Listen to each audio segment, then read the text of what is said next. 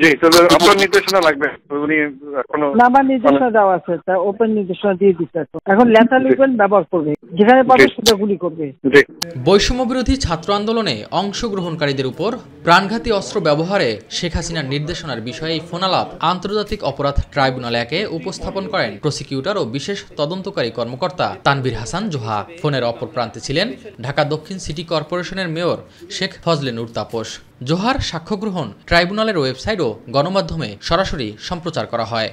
সাবেক প্রধানমন্ত্রী শেখ হাসিনার ফোনালাপের ৬৯টি অডিও ক্লিপ এবং 3টি মোবাইল নাম্বারের সিডিআর। এছাড়াও ঢাকা বিশ্ববিদ্যালয়ের ভিসি SM মাকসুদ কামাল ও জাসদ সভাপতি হাসানুল হক ইনুর সাথে শেখ হাসিনার ফোনালাপও আদালতে শোনান জোহা। আচ্ছা, মেসেজটা দিয়ে দিতে পারেন। আচ্ছা, যে সত্যিটা পাঠানো হচ্ছে। হ্যাঁ, হেলিকপ্টার দিয়ে সোজা বম্বিং করা হবে।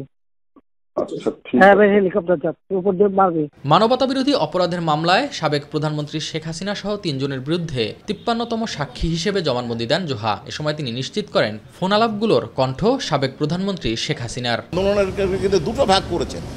এক হচ্ছে নাশকতাকারী, উনি ওনাদের ভাষায় যাদেরকে উনি মেরে ফেলার সিদ্ধান্ত নিয়েছেন জঙ্গি নাটকের নামে, এবং বলে দেওয়া হবে যে জঙ্গিদেরকে মেরে ফেলাতে হয়েছে, ছাত্রদেরকে ঘরে ফিরে যেতে বলা হয়েছে।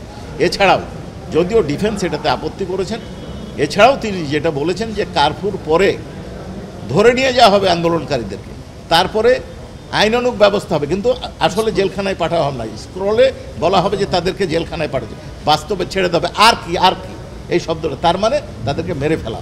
এদিকে আন্তর্জাতিক অপরাধ ট্রাইব্যুনাল 2-এ আশুলিয়ায় 6 লাশ পোড়ানোর ঘটনায় মানবতা বিরোধী অপরাধের মামলায় 5ম দিনের মতো সাক্ষ্য গ্রহণ শেষ হয়েছে। SM আরিফ, মাই টিভি, ঢাকা।